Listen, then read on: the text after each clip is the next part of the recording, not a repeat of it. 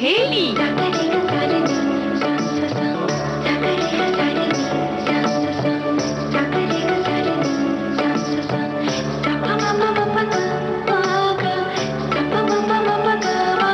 सखी सहेली।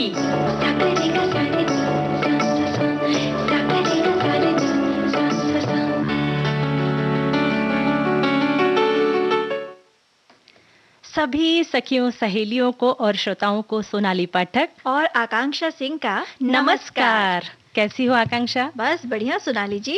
और हाल चाल तो लेते रहेंगे बातों ही बातों में। पहले बता दें कि आज पिटारे में क्या है।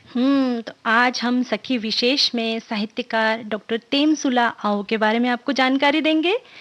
साथ ही साथ डॉक्टर सलीम अली जी को याद करेंगे। आज उनकी पुण्यतिथि है जी। जो और साथ ही साथ सोनाली जी कल है विश्व योग दिवस। तो उस उपलक्ष्य में एक विशेष चर्चा होगी शायना एनसी के साथ। जो बातचीत है वो हम अपने श्रोताओं के साथ सुनेंगे। और साथ ही आज धारावाहिक चित्रलेखा का हम 11वां भाग भी सुनेंगे। तो इतनी सारी चीजें करनी है। शुरुआत गीत से करते हैं। क्या बात है।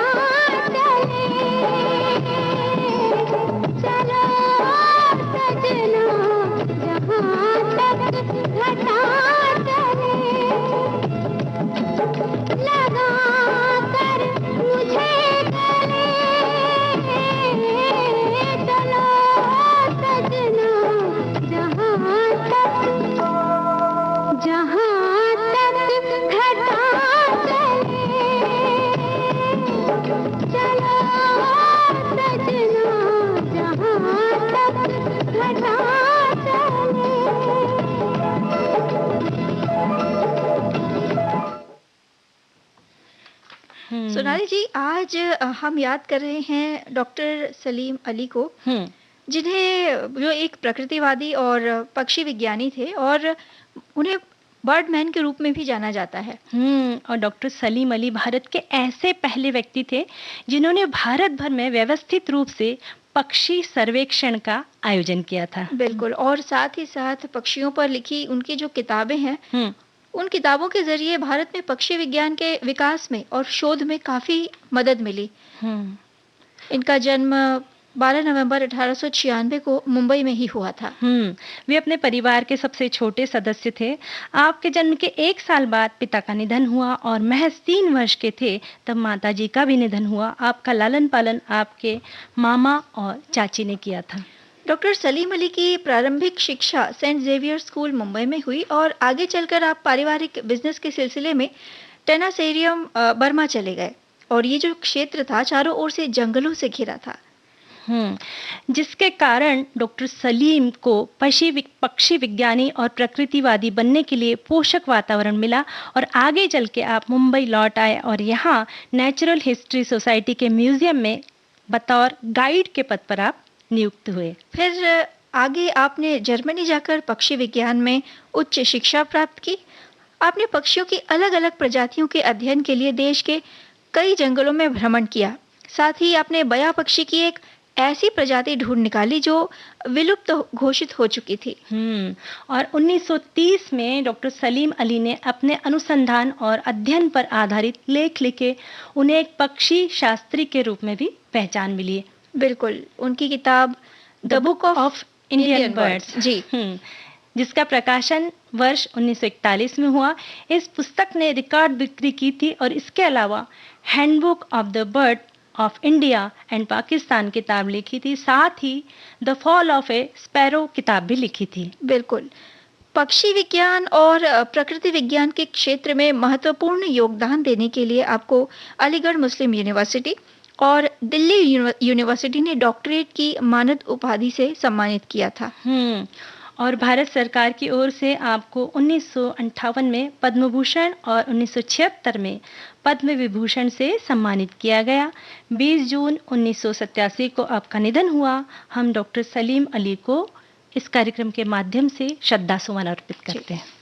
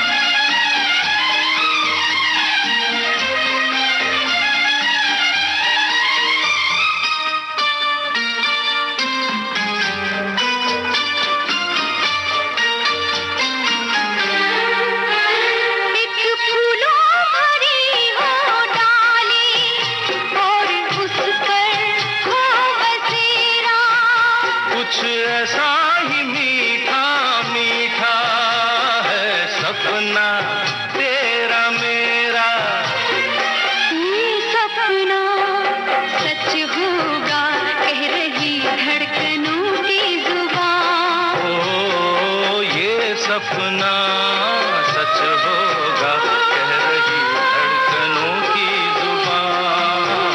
हम बनाएंगे एक आशियां, हम बनाएंगे एक आशियां।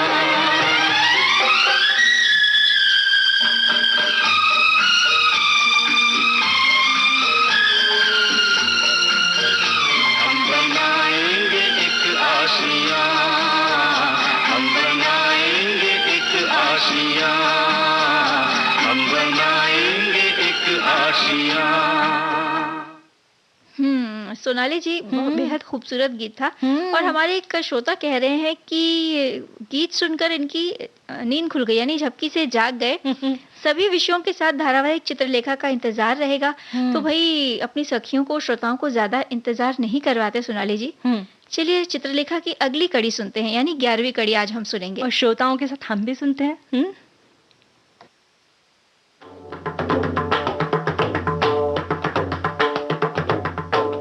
चित्रलेखा।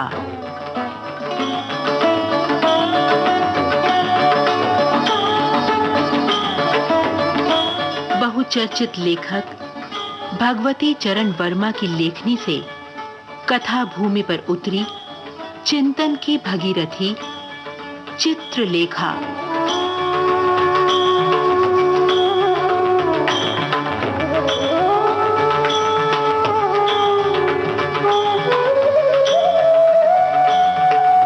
पाप और पुण्य के दर्शन को विचार सागर में मथने वाली कथा चित्रलेखा।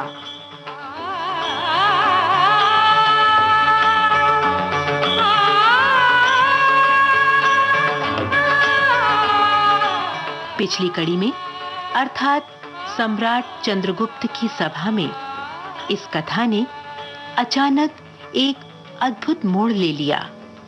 योगी ने सभासदों को सत्य और ईश्वर के दर्शन कराए, किंतु इस चमत्कार को सम्मोहन शक्ति का खेल बताकर चित्रलेखा ने जैसे कह दिया कि योगी कुमारगिरी मात्र एक मदारी है।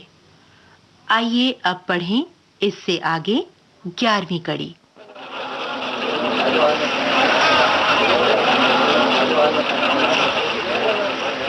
सभा में विचित्र हलचल मच गई। योगी कुमारगिरी को अपनी स्थिति का आभास हो गया। कुछ देर तक सोचकर उन्होंने उसी तरह शांत भाव से उत्तर दिया, जो ईश्वर पर विश्वास करता है उसी में आत्मशक्ति है। नास्तिक में आत्मशक्ति नहीं होती। यदि मनुष्य में कल्पना विद्यमान है तो वो कल्पना अवश्य प्रभावित होगी, पर जहां कल्पना मर चुकी है, नास्तिकता का काला आवरण जहां कल्पना का दम घोट चुका है, वहां मनुष्य के लिए ईश्वर को जान सकना असंभव हो जाता है। जिन लोगों ने इस समय सत्य और ईश्वर को नहीं देखा है, उनकी कल्पनाएं मर चुकी हैं, वे नास्तिक हैं, और नास्तिक में आत्मशक्ति का होना असंभव है। चाणक्य ने सम्राट की ओर देखा और सम्राट ने चाणक्य को कुछ संकेत किया। उसके बाद चाणक्य ने बढ़कर विजय का मुकुट चित्रलेखा के मस्तक पर रख दिया। नर्तकी चित्रलेखा, आज की विजय तुम्हारी रही। तुमने सत्य के उस रूप को हमें दिखा दिया जिसे आत्मशक्ति के दुरुपयोग से योगी कुमारगिरी ने भ्रम के आवरण में छिपाने का प्रयास किया। और योगी, तुमने अनुचित किया। तुम्हें इसका दंड मिलना चाहिए, परंतु तुम्हें दंड देने का अधिकार चित्रलेखा को होगा। इस सभा में कोई भी व्यक्ति मुझे पराजित नहीं कर सकता, और न मुझको दंड देने का कोई व्यक्ति साहस ही कर सकता है। योगी का रौद्र वेश देखकर सारी सभा कांप उठी, पर चित्रलेखा हंस पड़ी। मुस्कुराते हुए वो योगी की ओर बढ़ी। कुमारगिरी के पास पहुंचकर वो रुकी। योगी, तुम्हें दंड देने का अधिकार मुझको सौंपा गया है, और मैं तुमको दंड देने पर तुली हुई हूं। मेरा मेरा दंड देने का साहस देखो।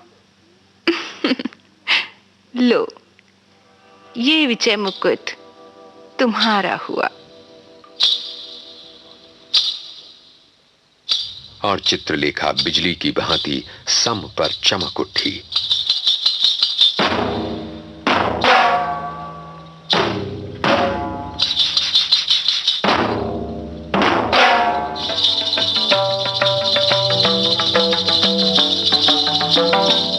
कुमारगिरी अवाक खड़ा रह गया।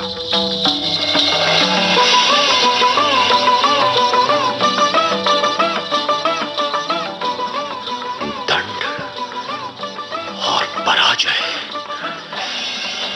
इन पर विचार करना होगा।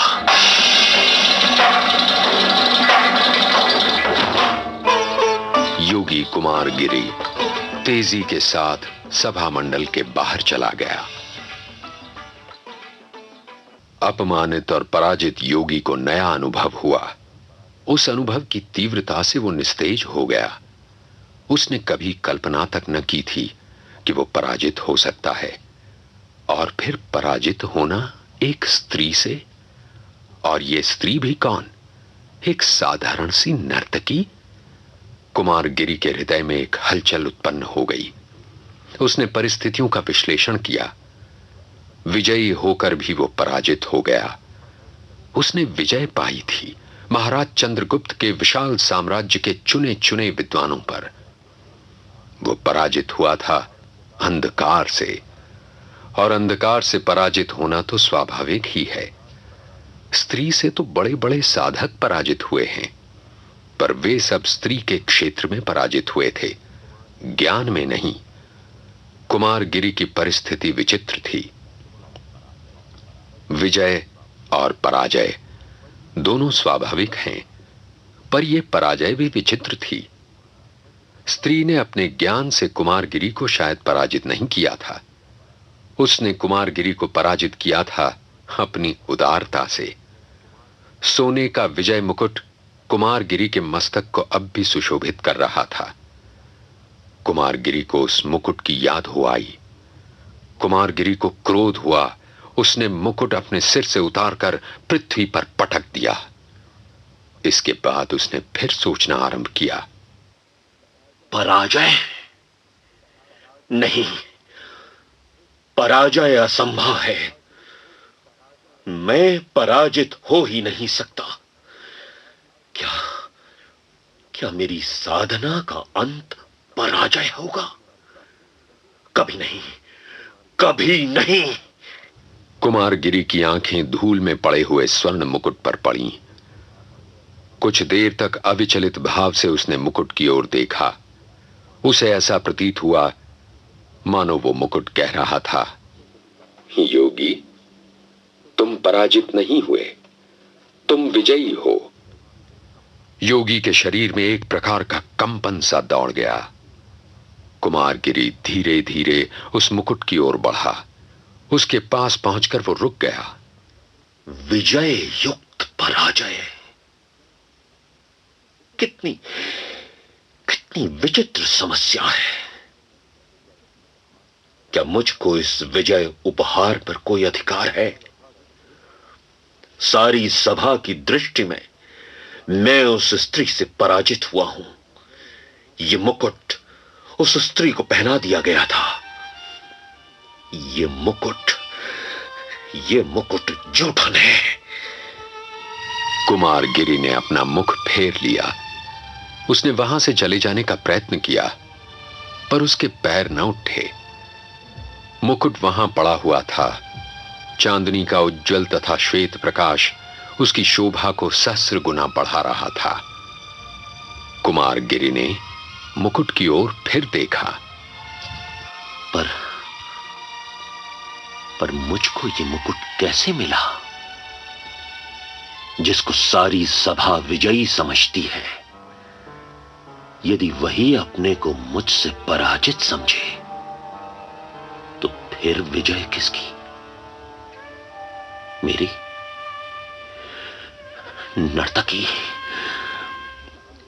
नर्तकी, तुमने मुझसे पराजय स्वीकार की। ये क्यों? इसलिए कि मैं तुमसे पराजित हुई। हाँ? योगी चौंक उठा। सामने चित्रलेखा खड़ी थी। विचित्र बात है योगी कि पराजित प्रफुल्लित है और विजयी व्यग्र है। ये क्या, विजय मुकुट धूल में पड़ा है? योगी, क्या तुम्हें अपनी विजय स्वीकार नहीं है? उद्धत योगी, तुम्हें पराजित करना मेरे लिए असंभव है। इतना विश्वास रखो। चित्रलेखा ने मुकुट उठा लिया। उसने मुकुट कुमारगिरी के मस्तक पर रख दिया। जिस मुकुट को वो फेंक चुका था, उसको फिर से पहनते हुए कुमारगिरी हिचका नहीं। उसने इसका विरोध तक न किया। इस समय कुमारगिरी ने नेत्र बंद कर लिए थे। वो कुछ सोच रहा था। क्या सोच रहे हो योगी? नर्तकी चित्रलेखा, तुम समझती हो तुमने मुझे पराजित किया है, इसलिए तुम बार बार मेरा अपमान कर रही हो। पर तुम्हारी ये चेष्टा तथा धारणा व्यर्थ है। योगी संसार छोड़ चुका है। मान अपमान से उसका कोई संबंध नहीं रह गया है। फिर तुम ये सब व्यर्थ कर रही हो। तुम्हारी ये धारणा अनुचित है योगी। मैं फिर कहती हूं कि तुम्हें पराजित करने की न तो मुझ में क्षमता है और न शक्ति है। कुमारगिरी ने चित्रलेखा पर अपनी आंखें गड़ा दी। कुछ क्षणों के लिए उसने अपने सामने खड़ी हुई विचित्र स्त्री चित्रलेखा को अनिमेष दृगों से देखा। उसका पीला मुख एकाएक लाल हो गया। उसका निश्चल तथा स्थिर शरीर एकाएक सिहर उठा। उसने चित्रलेखा का कोमल हाथ जोर से पकड़कर कहा, नर्तकी, सच कहना कि फिर तुम यहां छाया की भांति क्यों चली आई हो? इस प्रकार यहां भी मुझे लज्जित करने में तुम्हारा क्या ध्येय है?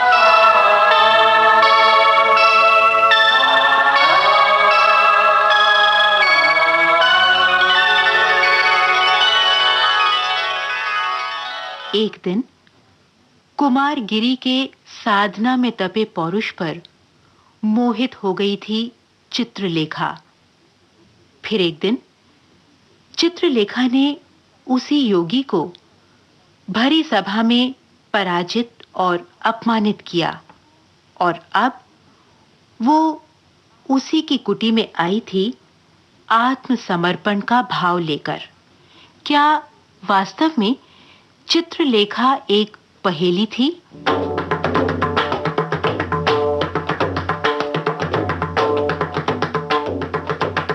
आज की कड़ी में अपमानित योगी कुमारगिरी बने थे सुधीर पांडे। सम्राट चंद्रगुप्त, आनंद सिंह और नर्तकी चित्रलेखा का रूप धरा दिशी तुग्गल ने। सूत्रधार का दायित्व निभा रहे हैं हरीश भिमानी।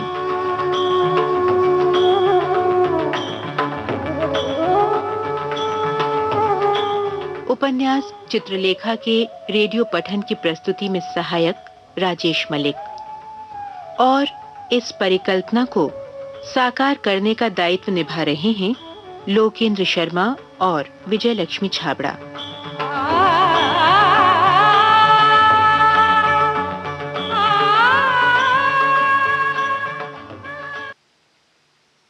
सोनाली जी, तो चित्रलेखा की ये थी 11वीं कड़ी जो आज हमने सुनी। और बातें बहुत सी हैं, लेकिन गीत के साथ आगे बढ़ेंगे।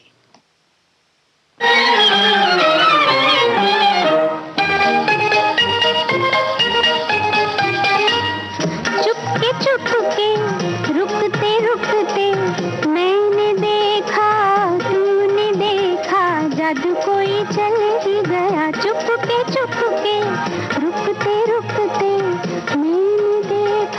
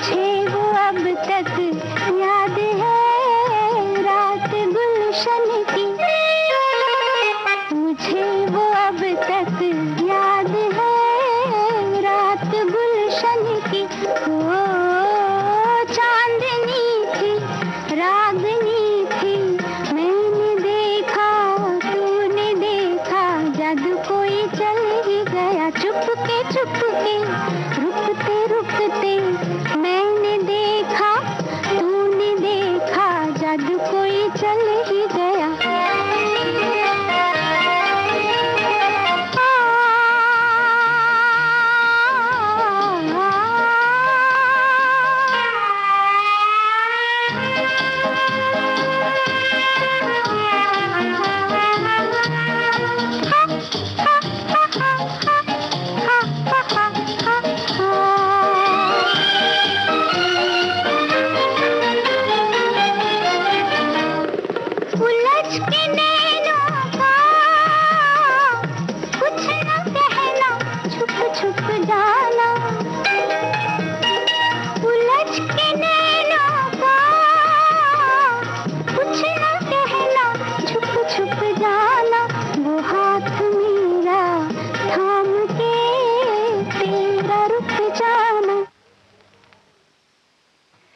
गीत सुन लिया आप। कार्यक्रम में वक्त हो चला है अंतराल का। बस अभी गए और अभी आए।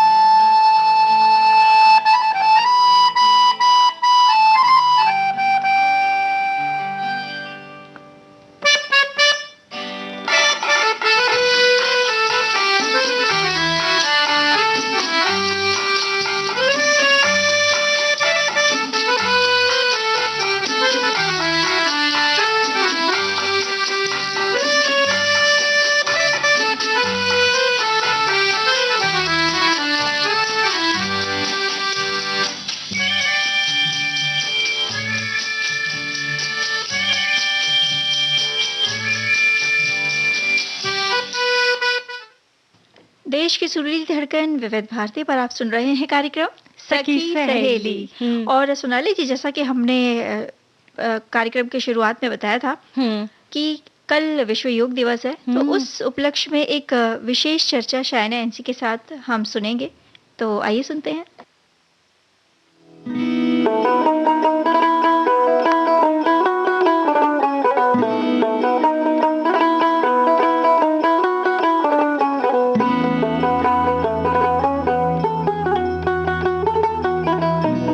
नमस्कार दोस्तों, मैं हूँ शायना एनसी और स्वागत है आप सभी का विविध भारती के योग दिवस के विशेष कार्यक्रम में।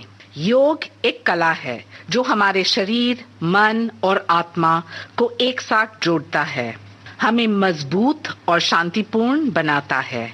योग हमारे जीवन में बहुत ही जरूरी है क्योंकि ये हमें फिट रखता है और तनाव से दूर। आइए मिलते हैं आज 3 योगा एक्सपर्ट से। डॉक्टर निवेदिता श्रेयांस जो हार्टफुलनेस मेडिटेशन चलाती है, स्वागत है आपका। नमस्कार, मैं हूँ डॉक्टर निवेदिता श्रेयांस। मैं हार्टफुलनेस मेडिटेशन इंस्टीट्यूट की मेडिटेशन ट्रेनर हूँ और मैं in the field of education भी हूँ। मैं डायरेक्टर हूँ Pillai group of institutions, Navi Mumbai. Doctor Mickey Mehta जो एक योग गुरु और होलिस्टिक गुरु है। मैं मिकी मेहता हूँ, मैं योग का एक शिष्य हूँ और मेरा प्रयास यही है कि योग के द्वारा मेरा विकास हो, मेरी आत्मा उन्नति हो और इस जगत में मैं योग का फैलाव, उसका संदेश है, मैं पूरे देश विदेश हर तरफ फैला सकूं। और शम्मी गुप्ता जी जो योगालय चलाती है। नमस्कार, मैं हूँ शम्मी गुप्ता और शम्मी योगालय फाउंडेशन के द्वारा काम करती हूँ, जिसमें हमारी कोशिश रहती है कि लोगों की जीवन शैली पे काम करूँ योग और नेचुरोपैथी के द्वारा। सो हम पेशेंट्स के साथ काम करते हैं, हॉस्पिटल्स में डॉक्टर्स के साथ काम करते हैं, एथलीट्स के साथ काम करते हैं, इंजरी प्रिवेंशन मैनेजमेंट में और जनरल लाइफस्टाइल मैनेजमेंट में काम करते हैं, जहाँ पर योग के द्वारा लोगों के लाइफ स्टाइल को हेल्दी वे में मैनेज करते हैं। सबसे पहले आप हमें बताइए योग का महत्व क्या है, योग दिवस क्यों मनाते हैं? प्रधानमंत्री ने अंतर्राष्ट्रीय योग दिवस 21 जून जरूर स्थापित किया है और विश्व भर में योग होता है, लेकिन क्या आपको लगता है एक दिवस से पूरे जन जागृति हो सकती है?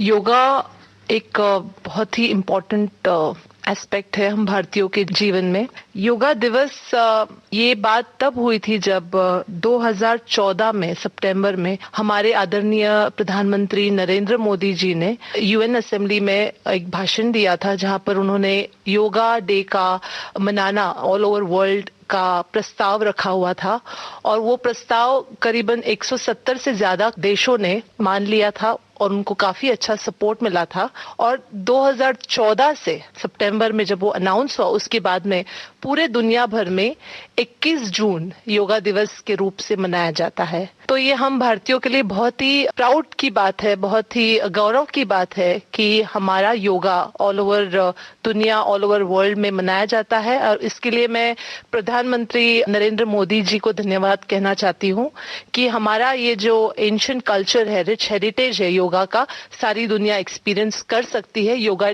दिवस के सेलिब्रेशन के हिसाब से। मैं हूं शम्मी गुप्ता, और आपका प्रश्न था कि योग का महत्व क्या है और योग दिवस क्यों मनाया जाता है।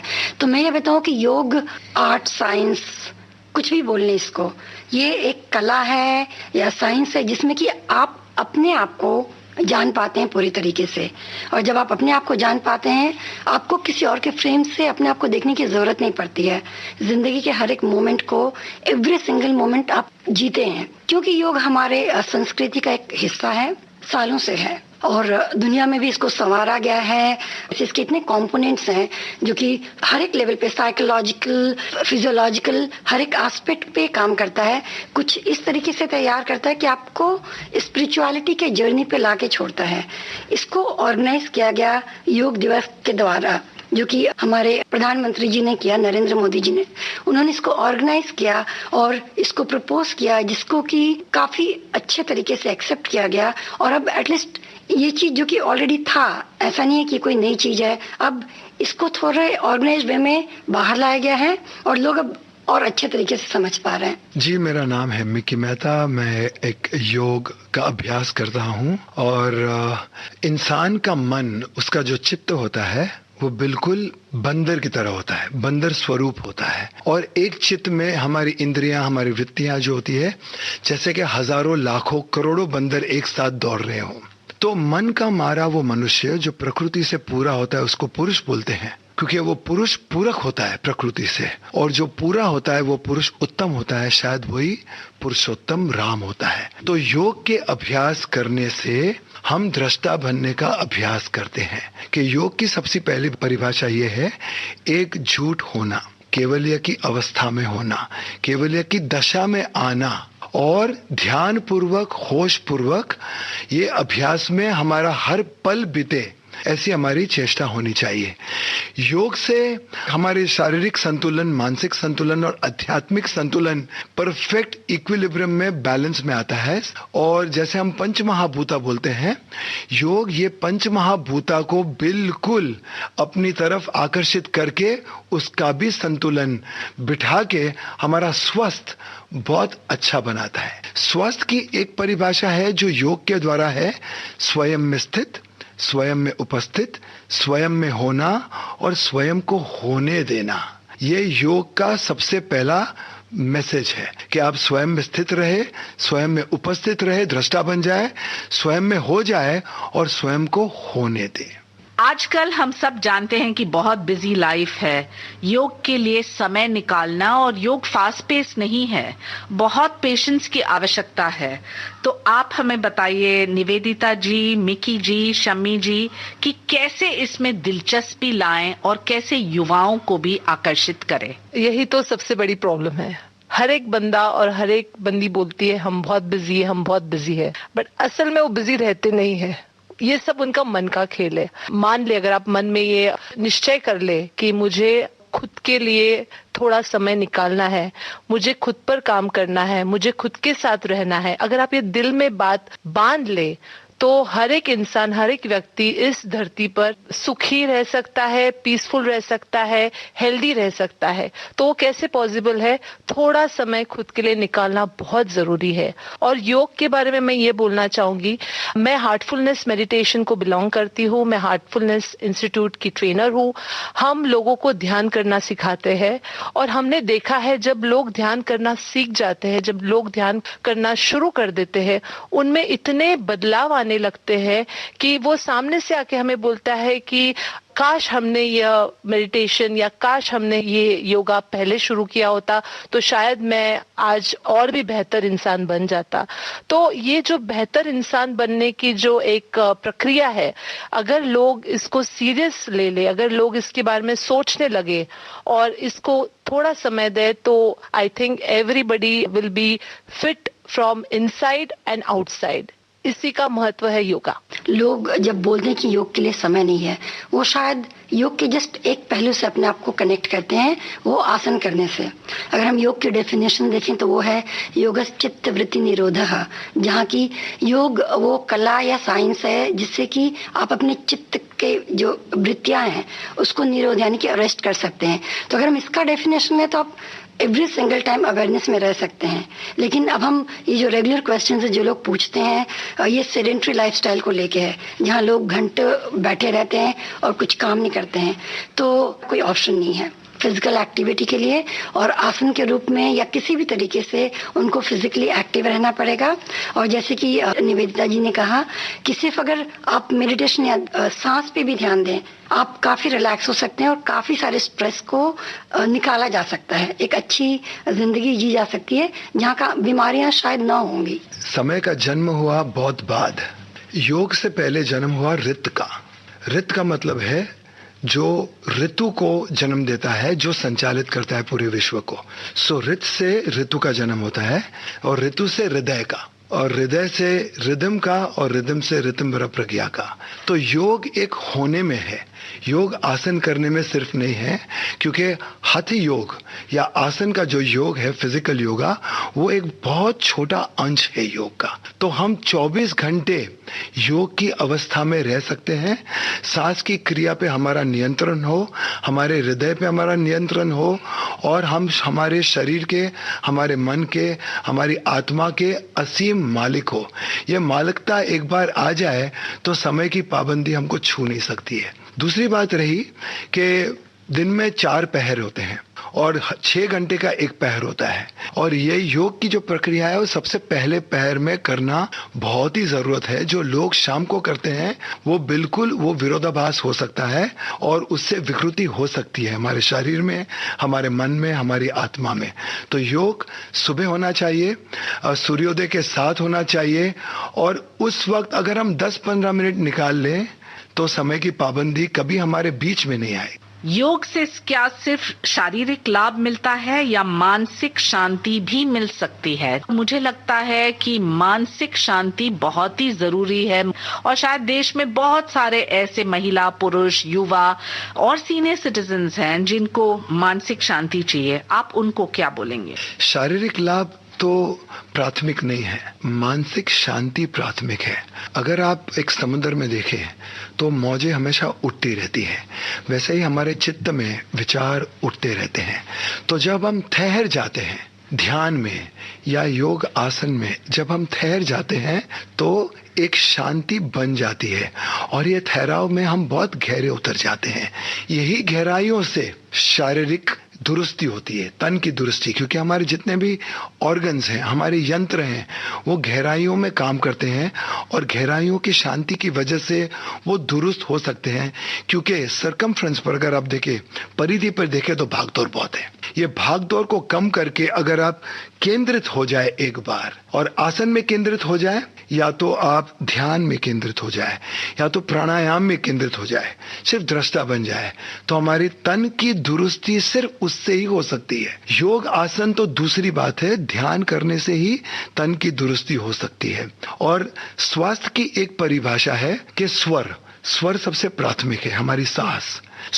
स्वर से निकले सांस, और सांस से निकले स्वर, स्वर और सांस से बने सुर, और अगर स्वर, सांस और सुर हो संगत में तो वो बने संगीत। तो योग एक संगीत बन सकता है अगर हम ध्यान पूर्वक, होश पूर्वक, पूरी सजगता के साथ करें। तो हमें ज्यादा मेहनत करने की जरूरत नहीं है। मेहनत पशु भी करते हैं। इंसान अपनी वृत्ति के द्वारा, अपने बोध के द्वारा मिनिमम एफर्ट से मैक्सिमम रिजल्ट निकाल सकते हैं। अगर हम जो योग पॉपुलर है आज के ज़माने में, राजयोग है, जिसका एंड ही समाधि है, तो देखा जाए तो योग का जो अल्टीमेट जर्नी समाधि पे आता है, आपको स्पिरिचुअलिटी की तरफ लेता है।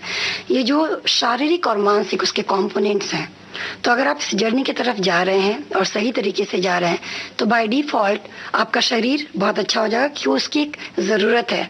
अगर आपका शरीर सही नहीं है, ना तो आप ध्यान कर पाएंगे सही तरीके से, ना आगे बढ़ पाएंगे। तो अगर आप उस पाथ को, यानी कि उस रास्ते को फॉलो कर रहे हैं, तो बाय डिफॉल्ट एक अच्छा शरीर योग का बाय प्रोडक्ट है। उसको करते करते आपकी जो मानसिक वृत्तियां हैं, जो काफ़ी मूव करती है और जिस पे हम काम करने की कोशिश करते रहते हैं, वो कंट्रोल में आने लगती है और उसके साथ आप आगे बढ़ने लगते हैं। तो ये दोनों इम्पोर्टेंट है।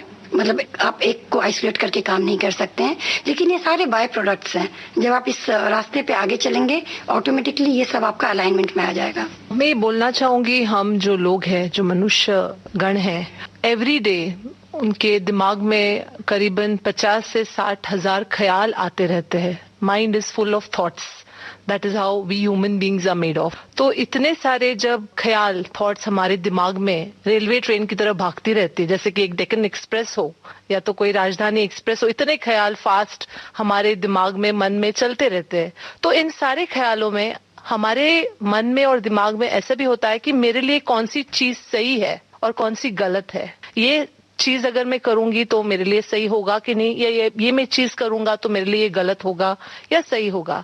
तो ये सारे ख्याल आपको ध्यान में रख के आपके लिए जो बेस्ट है वो आपको इन ख्यालों से उठाना है, पिकअप करना है। तो ये पिकअप आप कैसे करेंगे? अगर आपका मन शांत हो, मन पीसफुल हो, तभी आप एक राइट डिसीजन खुद के लिए ले सकते हो। और ये राइट डिसीजन तभी होगा जब आप शांत होंगे, जब आप पीसफुल होंगे, जब आप खुश रहेंगे, तभी आप आपके जीवन के लिए right decisions, right track pickup कर सकते हो। जब आप right decision, right track pickup करते हो, अपने आप आपका जीवन ट्रैक पे आ जाता है। तो ये कैसे पॉसिबल है? जब तक आप खुद को समय नहीं देंगे, ध्यान नहीं करेंगे, खुद के साथ बैठेंगे नहीं, तब तक आप खुद को ट्रैक पे नहीं लेके आ सकते हो। तो योगा का यही एक ब्यूटी है, एक ब्यूटीफुल कॉन्सेप्ट है योगा का, जो लोगों को अभी भी समझ नहीं रहा है। लोगों को इसको ज्यादा ध्यान देना चाहिए, ज्यादा सीरियस लेना चाहिए, ताकि सबका जीवन सुखमय हो और पीसफुल हो। This is the beauty and secret of yoga and meditation. तो ये थे 3 योगा के experts, doctor Nivedita Shreyans, doctor Mickey Mehta और शमी गुप्ता।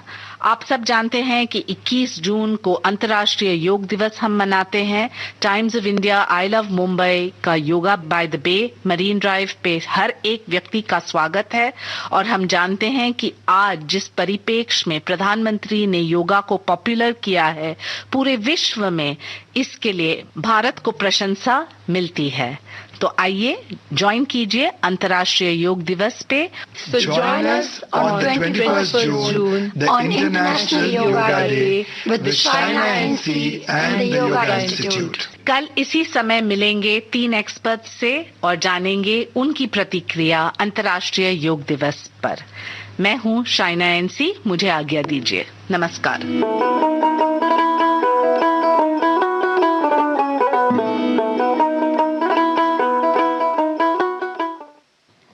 तो भाई सोनाली जी, हमारे श्रोता भी कह रहे हैं कि योग जीवन का एक तरीका है, हर किसी को इसे जीना चाहिए, इसे संभाल के रखना चाहिए।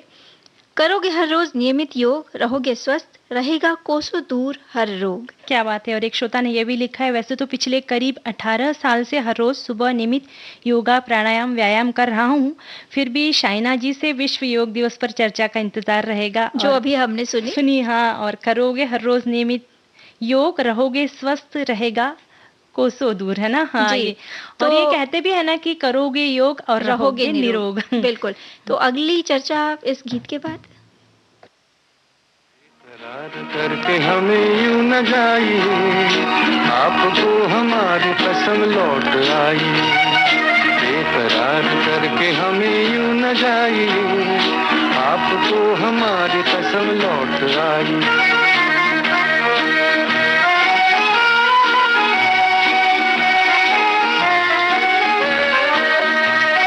देखिए वो काली काली बदलियां, जुल्फ की घटा चुरा न ले कहीं, चोरी चोरी आके शोख बिजलियां, आपकी अदा चुरा न ले कहीं।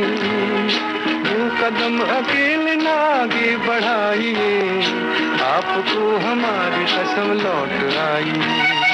बेकरार करके हमें यूं न जाइए, आपको हमारी कसम लौट आई।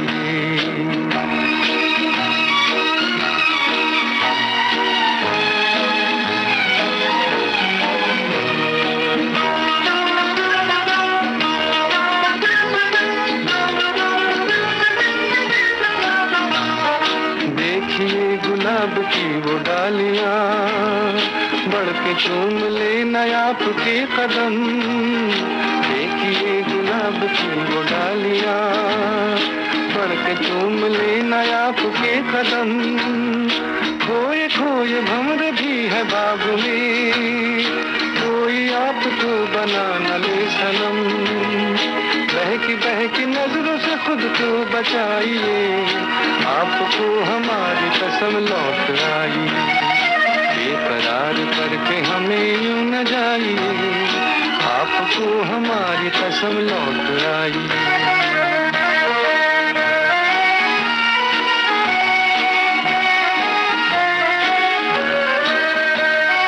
जिंदगी के रास्ते अजीब हैं, इनमें इस तरह चला न कीजिए।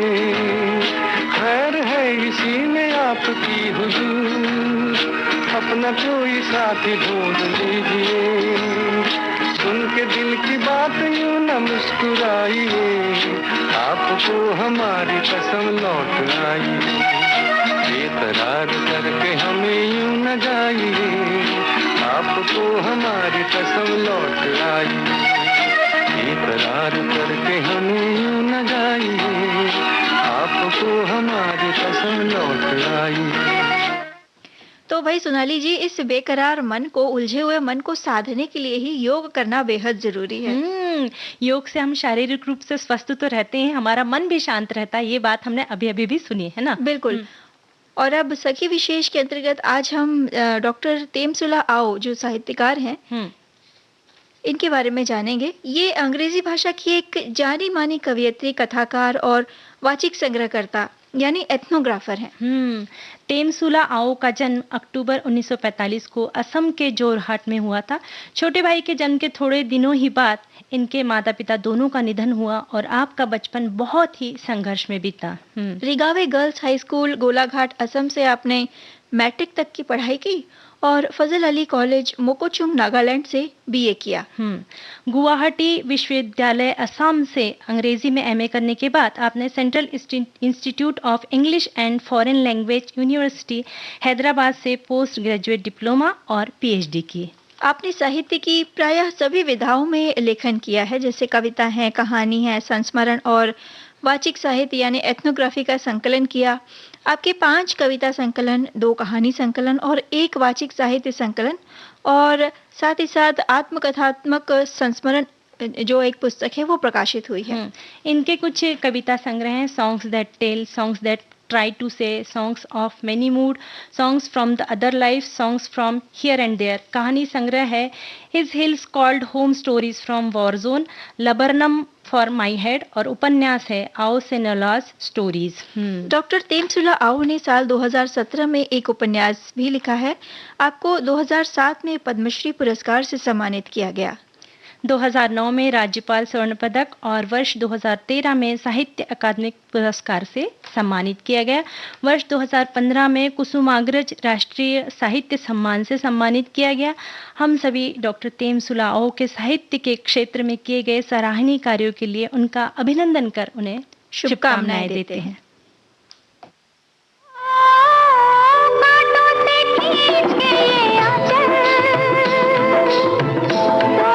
बंधन बांधी पायल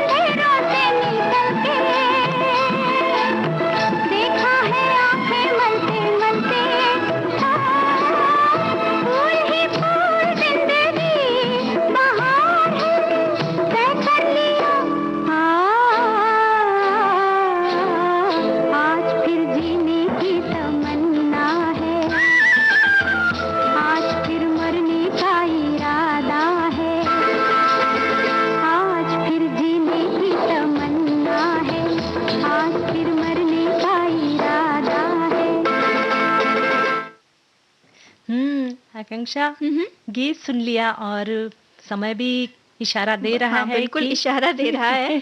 लेकिन चलते चलते ये कहेंगे कि कल विश्व योग दिवस है, तो तंदुरुस्त रहिए, अपने स्वस्थ रहिए, तन से भी और मन से भी, है ना? क्योंकि अगर आपका मन स्वस्थ रहेगा, तन स्वस्थ रहेगा, तो ही तो ये जो खूबसूरत जीवन है इसका आनंद आप ले पाएंगे। तो अब इजाजत लेने का वक्त आ चुका है, तो आप सभी को सोनाली पाठक और आकांक्षा सिंह का नमस्कार।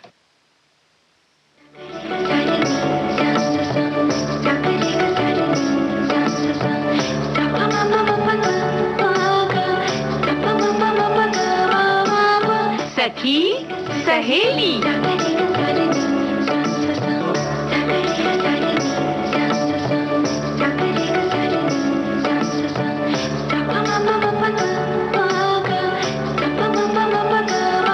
सखी सहेली।